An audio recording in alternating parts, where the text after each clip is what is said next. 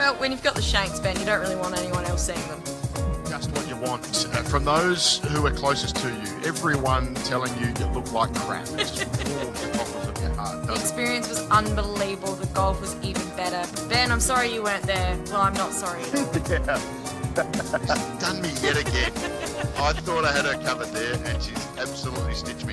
It was exactly the type of performance you expect of someone who's won a national championship. I incredibly admire the man. He's cast a long shadow that I think I'm going to be forever chasing.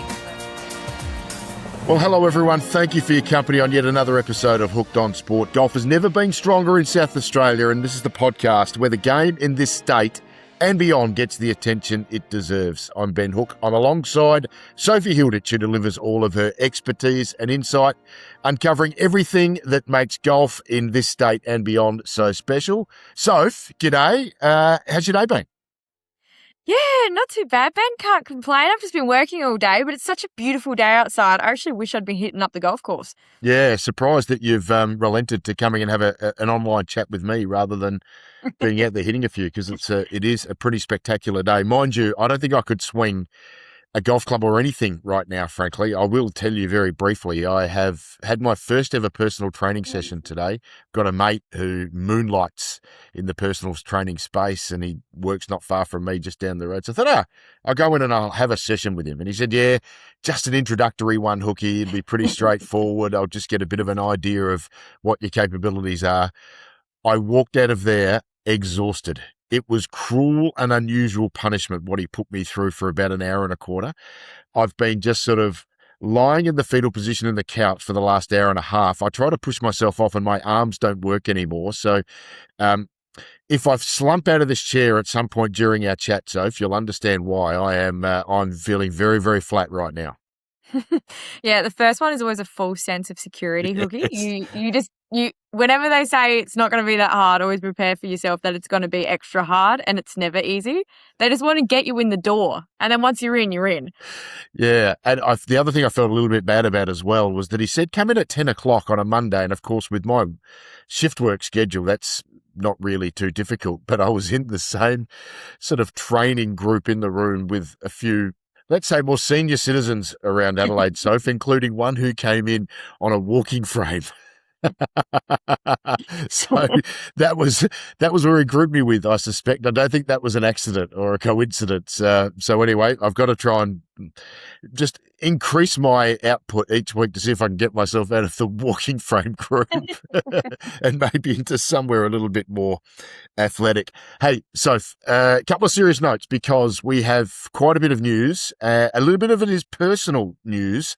And I think it will probably start with what I would regard as the sad news, first of all, and that is that after 6 years, Wallace Long has decided to move on from the Hooked on Sport podcast. Tough news to deal with this week. We completely understand. He's got so much more on his plate. He's got a few of his own projects. One of them is with Dave Meadows, who, ironically enough, comes from Royal Adelaide, but does this incredible charity barbecue program around Australia. I know Wallace is heavily involved in that. He's taking on more clients, and whether he feels like we're a little bit more self-sufficient now or not, maybe that's the case. But look, we are going to miss him, sadly. Soph, I know you're a relative newcomer to Hooked on Sport, but Wallace and I were doing this together 6 years ago, and it was really driven solely by him saying, why don't we give this a crack? So he really is the grandfather or the father of it, if you like. He's been such a great mentor to me. We'll obviously remain great friends, but I'll remain someone who will always, look to utilise Wallace as a real sounding board and, point of reference for where we're at and what we're doing. So if you I'm sure you would have similar thoughts. You've come and worked with us only in about the last 12 months, but Wallace has been an incredible support, encouragement, but also leader for us as well. And we will miss him in this space. Yeah, absolutely. I'm completely going to miss Wallace, though. Like you said, he's still going to be a friend. Hopefully we can actually have some more rounds of golf rather than just talking over a Teams link. But he was huge. Yeah, you're right. I only jumped on about 12 months ago, and I didn't actually, obviously knew Wallace from the club, but didn't know him that closely. And so particularly going to the Aussie Open with Wallace was so much fun. He taught me so much, and I hope he continues to be a bit of a mentor to me and help me out wherever I need it, which I'm sure Wallace will. He's so lovely and so dedicated. But yeah, learn a lot from Wallace, respect his decision completely. So many more clients, so many new clients, incredibly busy man. But the impact he's had on Hooked on Sport has been huge, and I'm sure it's going to be carried on into the future. Your point's well made. I mean, you've come on 12 months ago and you have improved with your capacity to deliver information to our listeners in leaps and bounds. And that's 80% at your own capacity to learn and develop and just grow in the space. But, Wallace, I think, has been really significant with sort of coaching you and encouraging you, and a little bit more of this, a little bit less of that, I think, has been really important as well. So, yeah, we are certainly going to miss Wallace. And as I said, we will remain very, very close as friends, and no doubt we'll see him on the golf course very soon.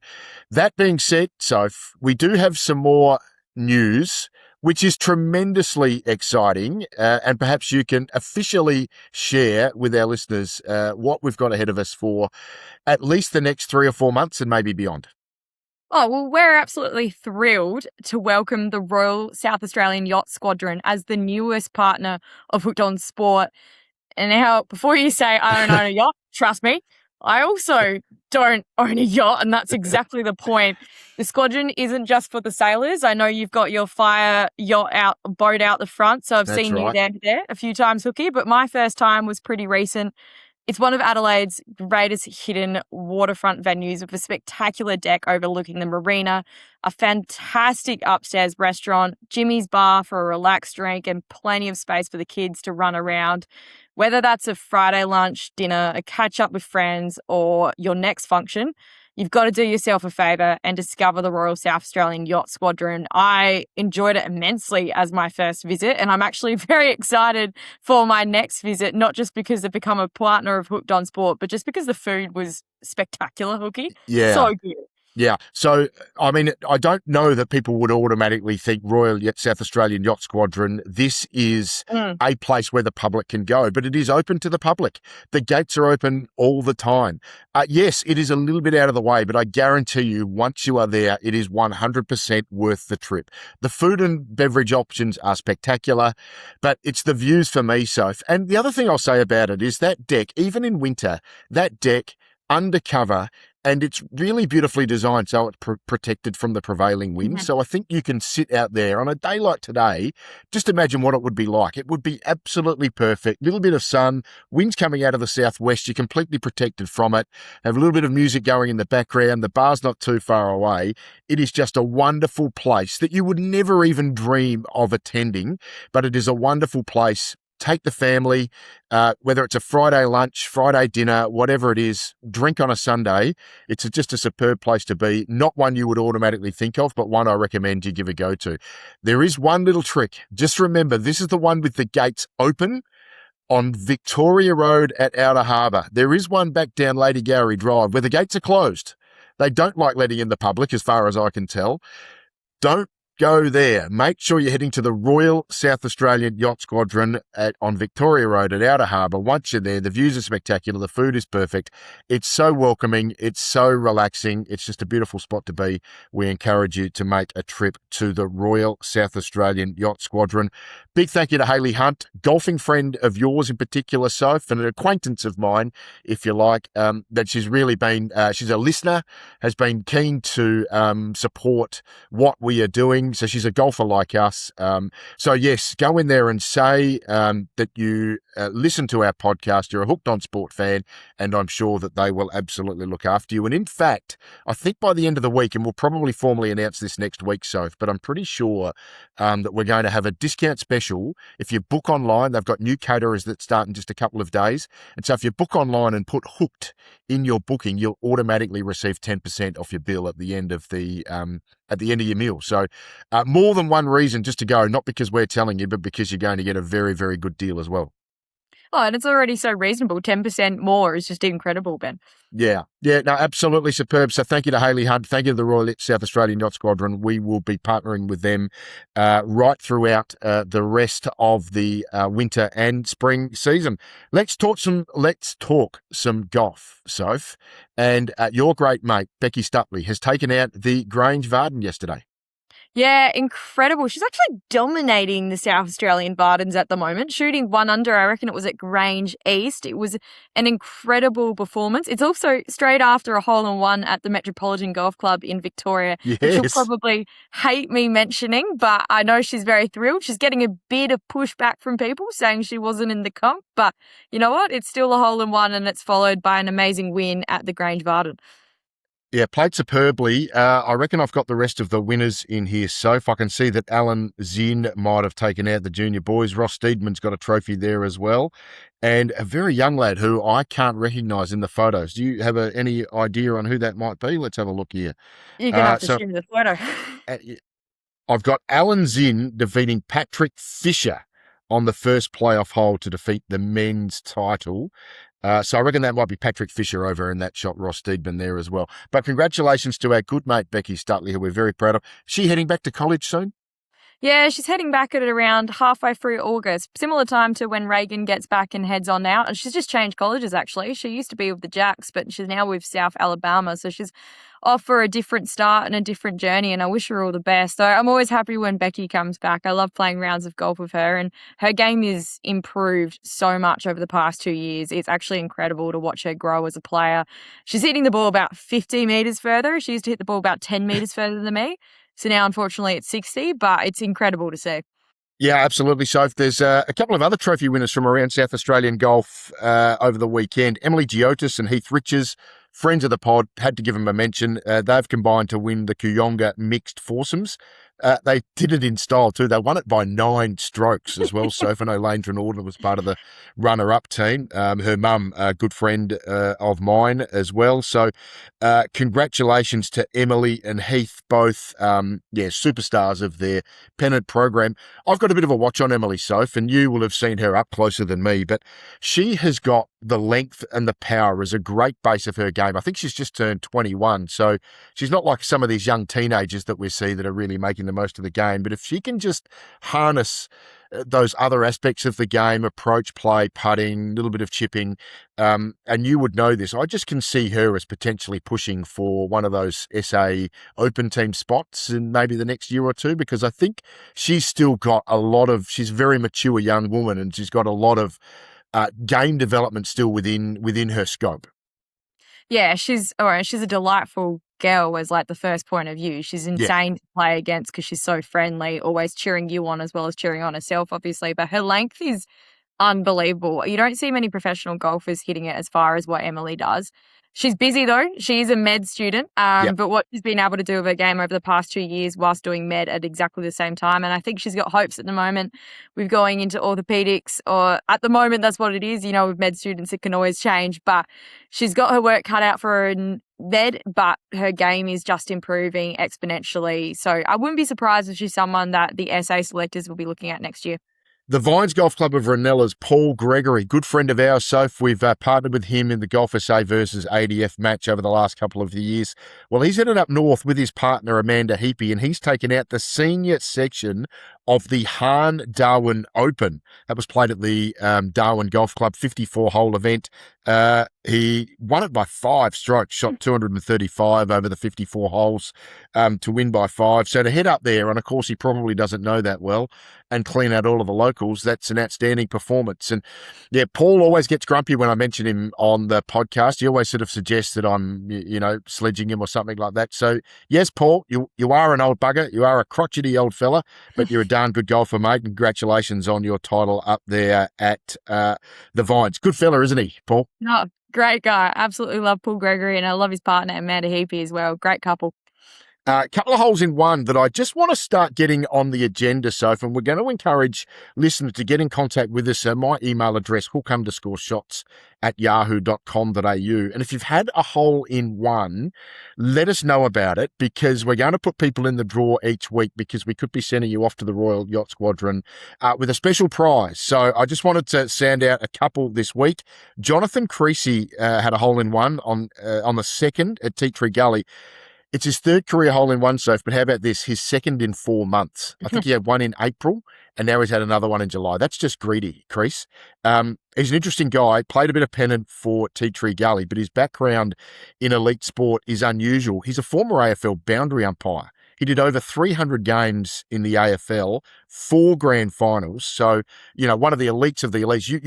You need to understand what an athlete you need to be an AFL boundary umpire, and the quality of runner he is. So to be that good as a runner and then that good a golfer, I'm a little bit frustrated with him. But congratulations to John O'Creasy. Good young man. Well, I think he only just turned 50, to be fair. So way to celebrate your birthday is to have a hole-in-one. Then I just recognised Richard Steele as well. He had a hole-in-one on the weekend.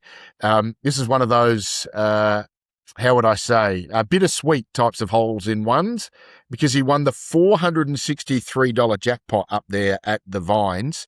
If he'd had it 2 weeks earlier, he would have won $3 grand. So, what might have been. But congratulations to Richard Steele, had a hole-in-one on the 14th out there at the Vines. Soph, why don't we get into some golf talk? I think the most obvious story right now is where we are at with LIV Golf.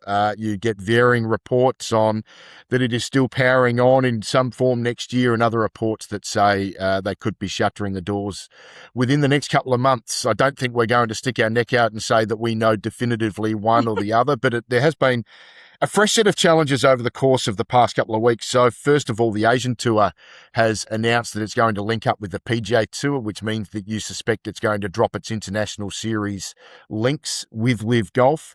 Martin Keimer announced, or certainly let slip, that it looks like the team's finale is likely to be cancelled. So that was scheduled as LIV Michigan, the final event of the year, but that seems like it is almost certainly not happening. None of the infrastructure built, and they're only a month out.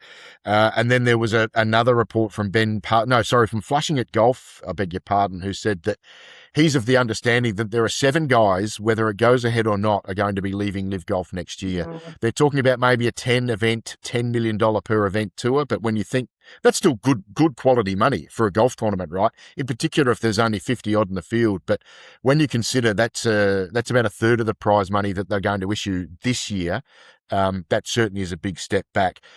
I'm sure you've read it all. I'm sure you're like me. It's very difficult to know definitively which way this is going to go. But what is your take on everything that we've heard about LIV Golf in the last 2 weeks?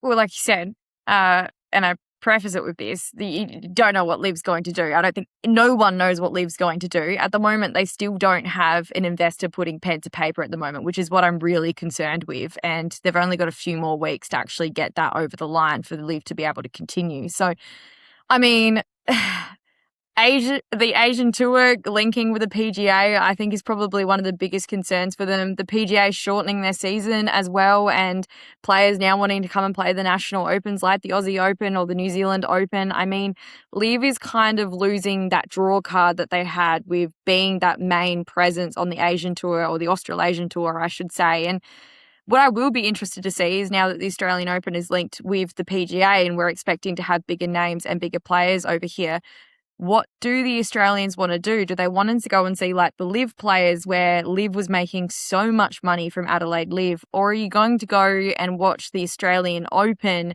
and see some of your PGA players who, quite frankly, are just performing better in the majors than what these LIV players are doing? I don't know. It's a bit of a conundrum.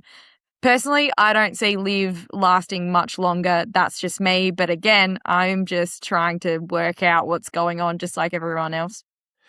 So there's a couple of issues here. One is that they're clearly having trouble paying some bills. I understand that. But at the same time, when you have built your whole presence on being a team event, and then you're going to get to the grand finale team event, you can't afford to put it on.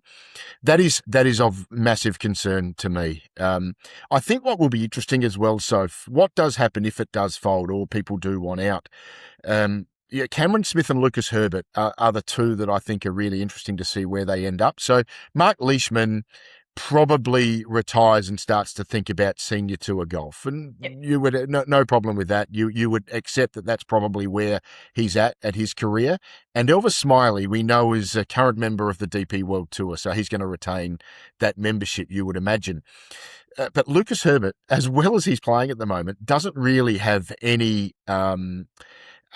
status on any tour right now. He could be looking for a job somewhere. He could be heading to, the Holiday Planner Tour on the European Secondary Tour, which would be, a long way back from where he's been playing major championships and succeeding. And of course, he's just won LIV UK by 6 shots overnight. And then Cameron Smith. So he still has what you would regard as PGA Tour status because he's won a major in the last, we won in 2022. So that would carry him through to the end of 2027, but there's every likelihood that he'll be serving a 1-year penalty throughout 2027. So unless he can win a major or somehow find a way to win maybe the Scottish Open or something like that that would allow him in, I just don't see where he's going to find some status next year as well.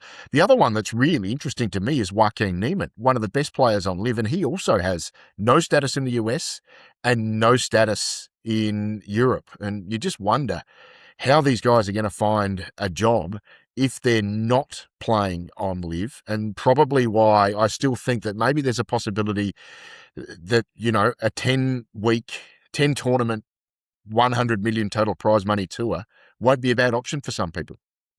Yeah, I don't think it'll be a bad option. I'm just more worried about the sustainability of it. Like, I understand that these players have got nowhere else to go, but am I really interested in watching maybe 3 elite players compete against themselves and, you know, some potential newcomers who haven't quite made it? I don't know. That's more my concern than where the players are going, is actually just whether or not LIV is at all going to be something that spectators want to watch and therefore sustainable into the far future. Maybe it's sustainable in the near future, but, you know, in 5 years, I don't know if LIV's going to be around. Let's move on, Soph, because, it is all a little bit depressing, in particular because, you know, it means a lot to us in Adelaide. It really did turn around our town as a professional golf city. And, if that either walks into a complete brick wall shortly or becomes just a total shadow of its former self, I think we'll be satisfied with the memories it's created. But, it would be sad to really see it on its last legs or with no legs at all in the coming months. I guess it'll remain to be seen. So on the PGA Tour, as you've identified, it wasn't a particularly riveting tournament. The 3M played at TPC Twin Cities. Just give us your 1-minute overview of what happened.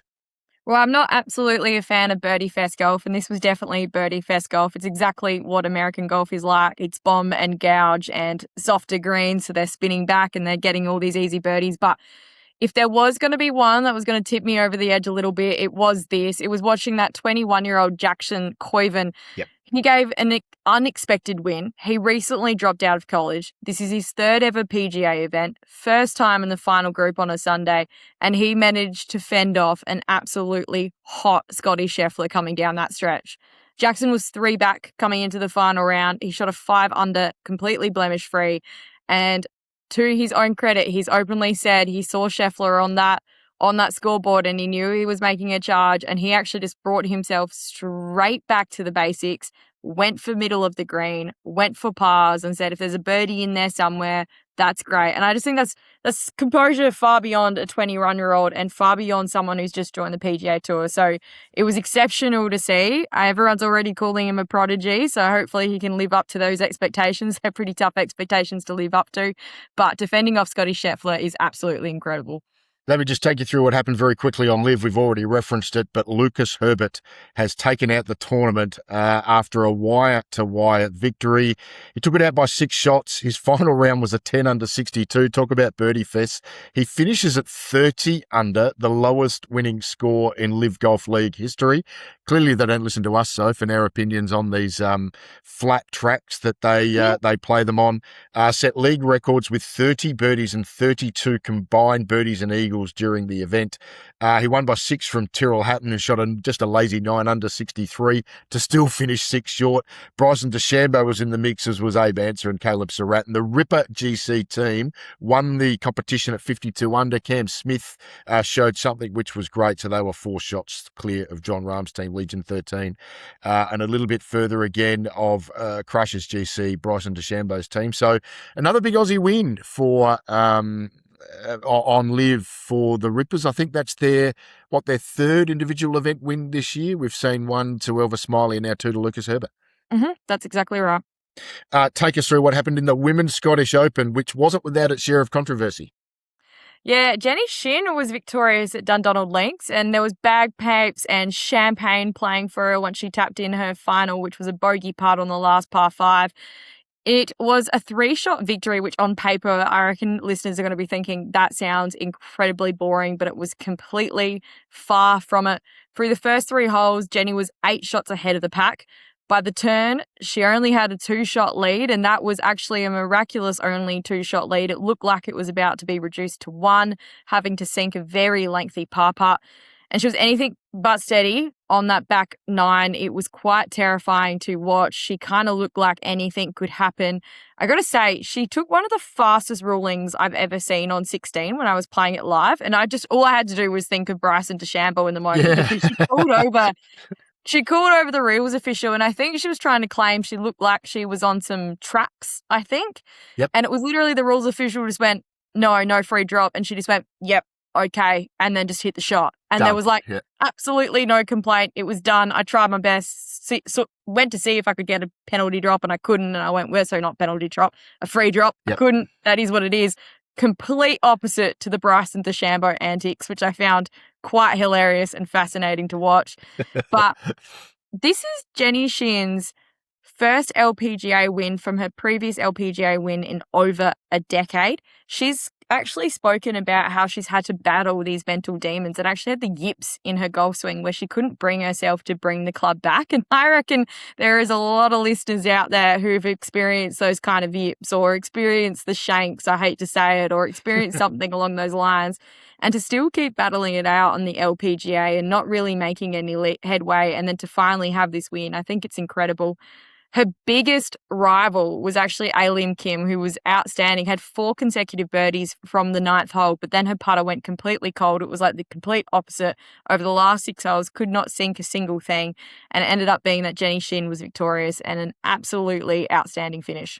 Take me through the Aussies. The last one we'll get to will be Minjee Lee, and we might just get a word from you on her because I'm worried. Yeah, well, our best performing Aussie was Hannah Green with a T31. She actually shot 2 under in the final round. There weren't many people under the card at the Scottish Open. It was extremely windy. The beanies were out on the girls, the long pants, a lot of earmuffs as well, which I love to see. Grace Kim was T44 and Robin Choi at T56, but everyone else, Ben, miscut by a substantial way. Yeah. Minjee Lee is the one we probably need to talk about. I think she was 13 over after the first round and then withdrew after being 6 over halfway through her second round. That's un-Minjee Lee-like. Say that again, sorry? It was 10 over, not 6 over. She finished 23 over when she withdrew. I beg your pardon. Okay, maybe I realised it was going bad and couldn't bring myself to look any more than that.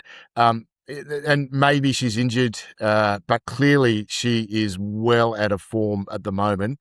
Are you worried for her heading into the Open this week?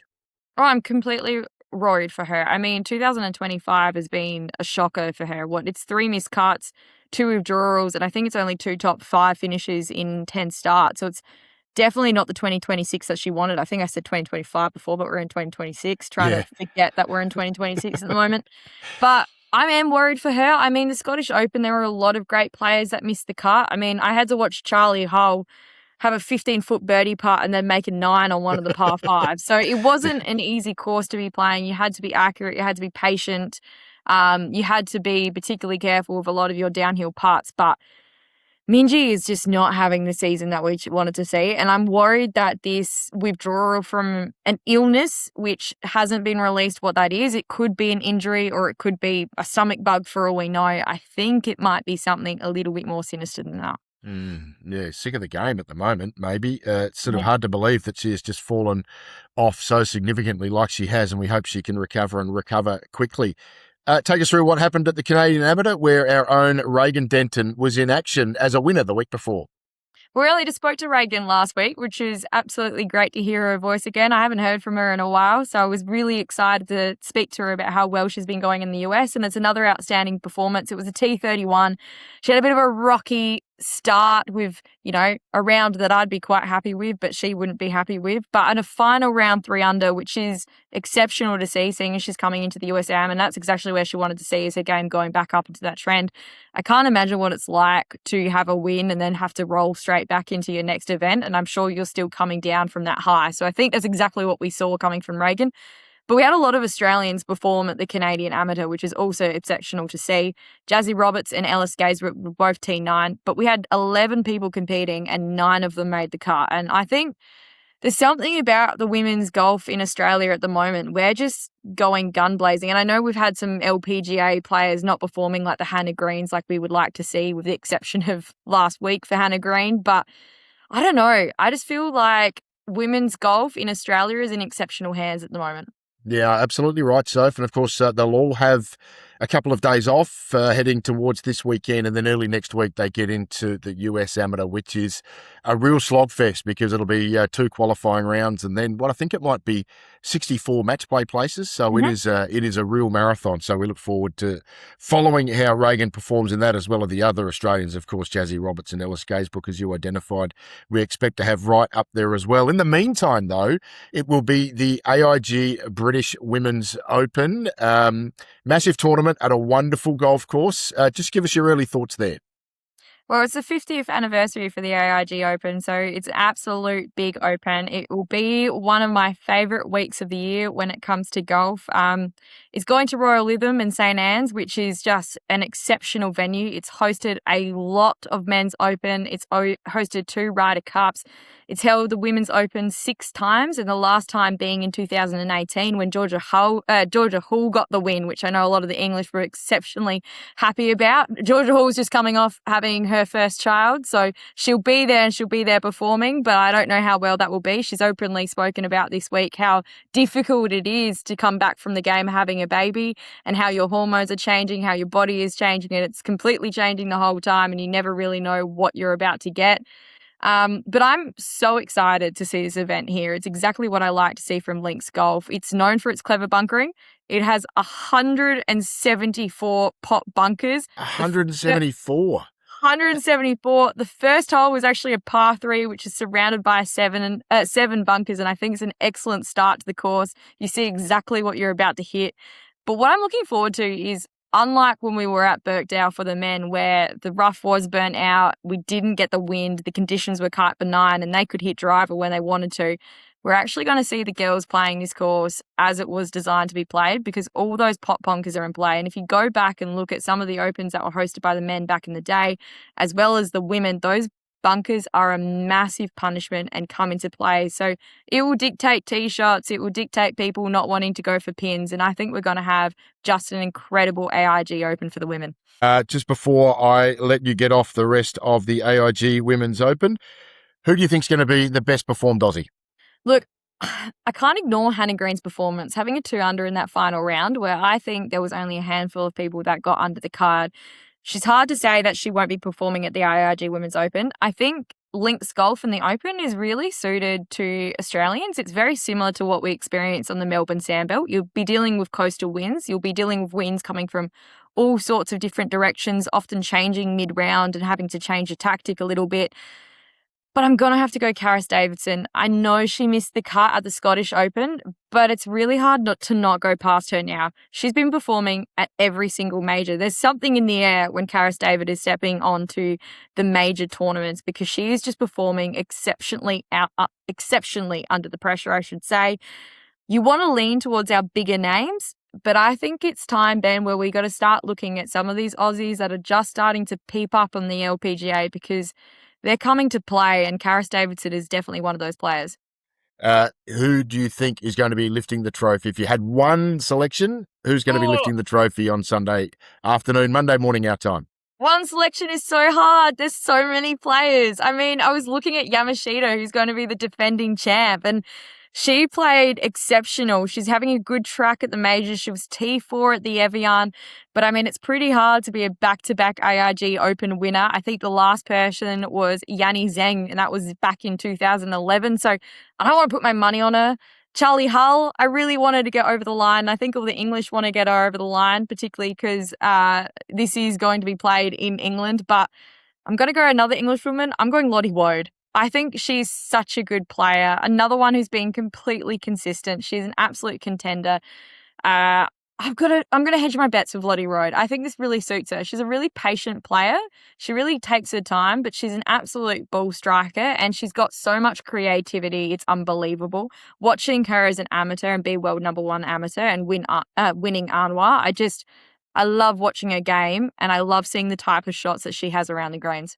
Sophie, I had elaborate plans to pick your brains on how you saw the 4 men's majors over the course of the last 3 or 4 months, but I noticed that we're already up well over half an hour, so we might park that for next week, and hopefully we'll find a little bit of a window ahead of the US Women's Amateur, where of course we're going to have a bit of a focus with Reagan involved, but we might move that to next week, and we might bump up the order, our weekly Mount Rushmore segment. I say weekly, even though we did miss out on last week because we ran for over an hour.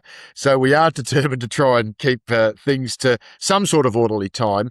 But the way Mount Rushmore works between Sophie and I is we pick our 4 favourite holes of a particular genre from right across South Australia. So we've done holes 1, we've done holes 2, we've done thirds right around the state, and now we're going to do our 4th hole. Soph, why don't you get us underway?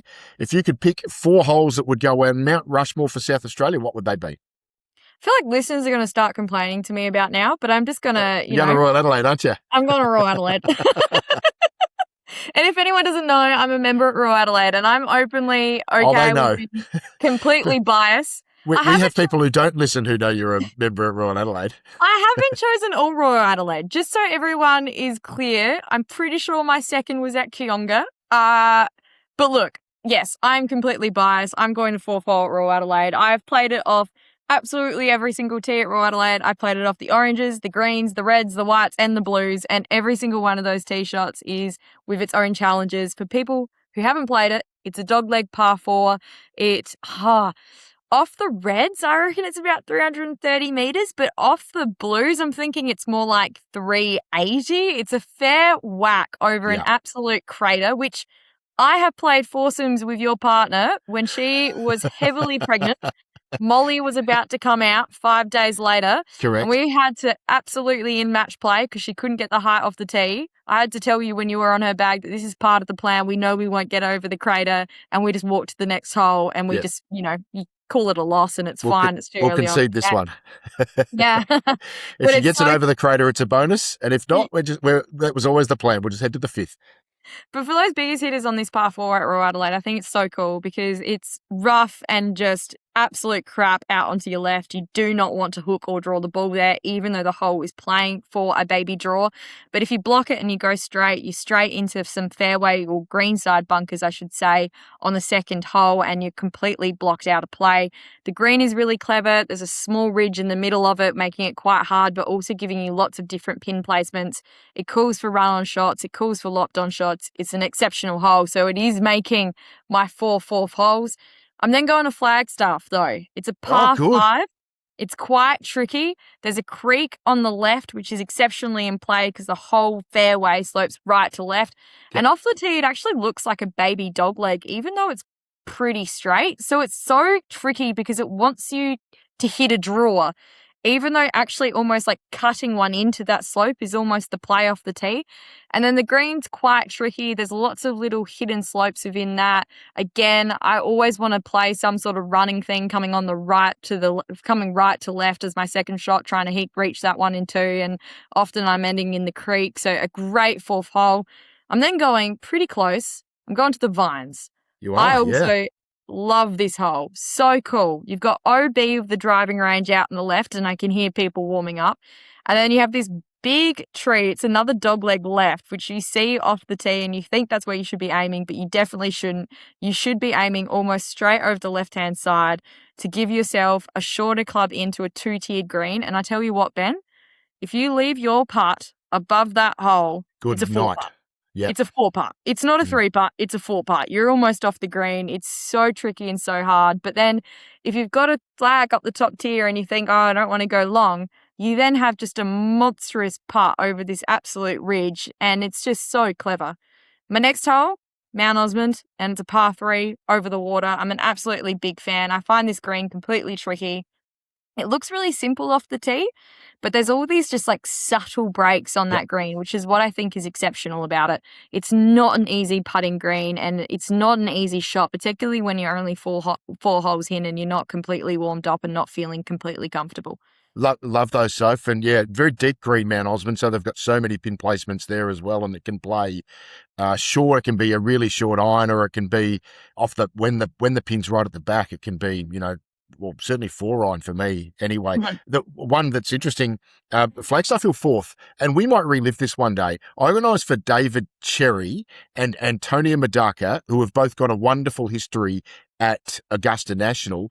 Antonia Madaka, of course, playing the 2016 Masters, I think it was, after winning the Asia Pacific Amateur at Royal Melbourne. So I actually got those guys to just have a think about every hole in South Australia and try and pick out which one most represents each of the 18 holes at Augusta National. We did that for the paper, I reckon, around about 6 or 7 years ago. We might dig that out, Soph, and just relive that at some point, because it was an interesting project. Now, the 4th at Flagstaff Hill, we likened, or they, not me, they likened to the 2nd at Augusta National, that par 5 that sort of sweeps around to the right and has that hazard running down the left-hand side. So, really interesting contrast there, and just interesting that you picked that one out. We might dig that one out in coming months, Soph, because that would be a bit of fun. Let me share with you my Mount Rushmore very quickly. I would love to get Royal Adelaide in, but we have a bit of an unspoken rule that if Royal Adelaide gets picked off by one, we'll leave it for the other. And so I've never had an opportunity yet, sadly, for me to be able to pick off Royal Adelaide. So I'm going to start up. Go on, Soph. I'll give you 5 because I hate the 5th at Royal Adelaide, so it's all yours. Well, I have a love-hate relationship with a lot of holes at Royal Adelaide because they all seem to kick me in the backside. I'm going to start with Blackwood, though. The 4th hole at Blackwood is one I really like. There's a threat left and a threat right. If you try and attack it, you've got options off the tee here. You can try and bomb it over that bunker that is short left. It's sort of a right to left dogleg shape. So the traditional, if you want to cut off the corner, then there is trouble on your left. But there's actually out of bounds on the right if you go too long as well. And for the real big bombers, you've got to think about twice whether you really want to take on driver, because you can bring in trouble over on the right as well, in particular when the roadway is over there. So it's a really good thinking hole for anyone playing with their driver, and then I just think it's a really interesting little second shot. So you might argue that the bunkers are on the wrong side, because you probably should be encouraged by heading it over to the left and then not having quite the awkward approach of coming over those left-hand bunkers. But that's sort of the way the lay of the land is as well. So you probably can't argue with it, but I think that's a really good hole, the Blackwood 4th. I'm going to go to Kooyonga. It's not because I like this hole from the perspective of what it does to my scorecard. It absolutely breaks me every time. So I'm a left-hander, and I always feel that line of right-hand trees in my way, and I always feel that because often I hit into them as well, and then I'm left with about 270 metres for my second shot. But I think it's a really fun hole. It is a cool tee shot. It's a fun approach. It's a tricky green, and it's all surrounded by those trademark Kooyonga sand bunkers. So, I just really love that. It's a great use of their elevation change in that ridge on the course as well to come up over it. Blind shot. You've got that little white disc as the target there, but there's just so much mystery in that hole. What am I going to get when I hit it over that hill? If I hit it over that hill is a question I've always got to ask. I'm going to put in the 4th on Lady Bay, and probably people would think that this is a relatively nondescript hole. It's a bit of a blind tee shot again, plays over a small rise. Wonderful elevation for the front 9. You get beautiful views of the Gulf, so I love that in its own right. All of the fun comes with the approach. So if I'm not sure when was the last time you were down at Lady Bay, but this is an L-shaped green, and I'm not mucking around that it's an L-shaped green. It is genuinely L. Like, it stretches long and then wide over on the right-hand side as you look at it. There's a bunker on the left. There's a bunker in the junction of the L. So there would be plenty of situations here where you are putting, and you are putting hoping to make a 3-putt. Not just, could I maybe 2-putt this? You could have a putt where you could putt directly at the hole and putt straight into a bunker, or you've got to putt away from the hole to try and set it up for your par putt, if you like. And there's also a burn in front of the hole, so you can't afford to be short either. So it's really exacting on your approach shot, and I love that. And then I'm going to wrap it up with Mount Lofty, Soph. So finally, we've got a dog leg left to right, which normally you and I, because you hit a draw and I hit a fade, we like the right to left shape, but this one's left to right. Another great use of elevation, so a beautiful aspect off the tee. Cool tee shot. Again, you can attack. You can maybe try and move bunker and cut off a bit of the corner that goes around the right, but there is trouble on the right. You can lay back with a fairway wood or even a long iron if you like.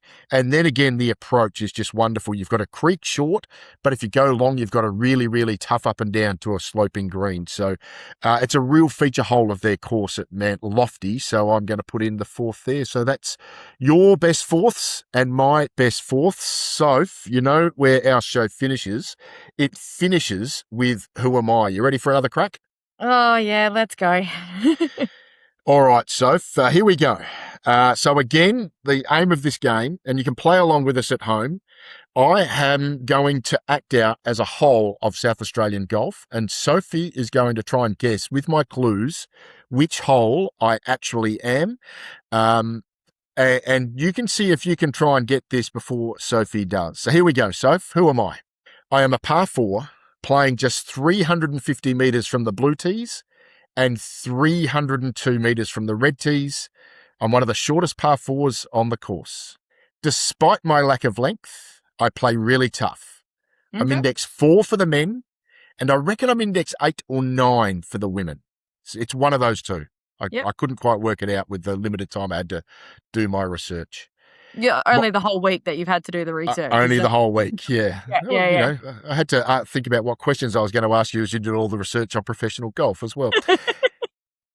Clue number 3, my tee ball plays uphill and my approach to the green is back down the hill. Okay, here we go. Go on. But Kooyonga, but you know. It's not the 4th at Kooyonga. No. Nice try. That's longer than 350 metres off the blue tees. But I was like, this is starting to sound like a hole we've already talked about.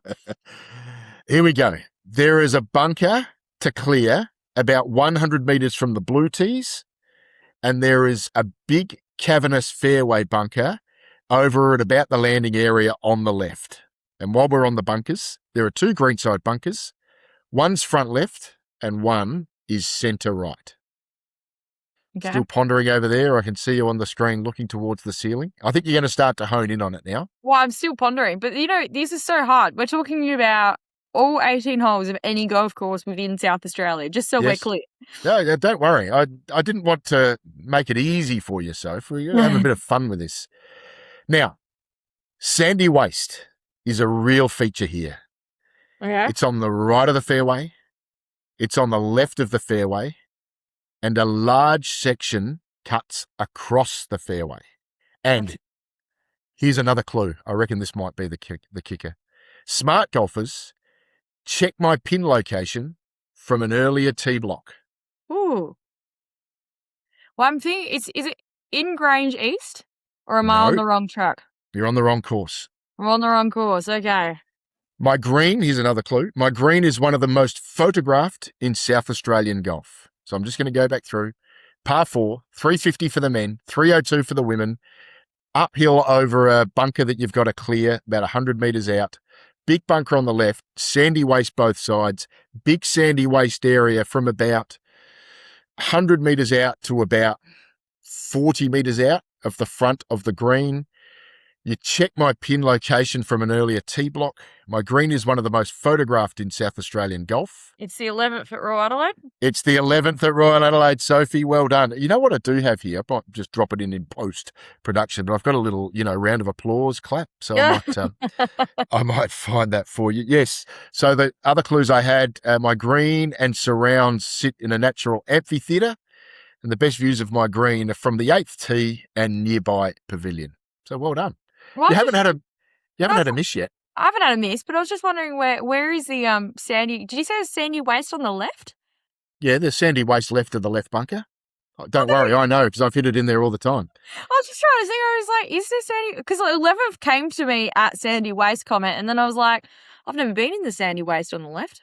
Yeah, I should just say what's on the middle of the fairway because that's normally where you live. Unlike scrubber golfers like me. I've been down the right sandy waste, but I'm sitting there thinking, no, that's more trees on the left, isn't it? But honestly, I haven't really been on the left sandy waste. Yeah, I've been in both of them, and I've been in the big sandy waste area off the fall off the end of the fairway there. So I've seen it all. No, I know it. That's why I was happy to talk about it with you. Well done, mate. Great job. Love all of your thoughts on professional golf once again. Love your thoughts on the Canadian amateur. great chat. We'll do it all again next week. Yeah, absolutely. And everyone have fun watching the AIG Women's Open. I cannot wait, particularly because the Solheim Cup's coming up. So for a lot of these players, it's a really big deal, this Open, because they're all, particularly the Europeans, are really all going for this Solheim Cup position in the team. And get yourself to the Royal Yacht Squadron, Friday lunch, Friday dinner, Sundays, whenever you want to go. Absolutely well worth the effort to make the way down there. Thanks to the Royal Yacht South Australian Yacht Squadron. Thank you to Sophie Hilditch. We'll see you all next week. Thanks so much, guys. See you later.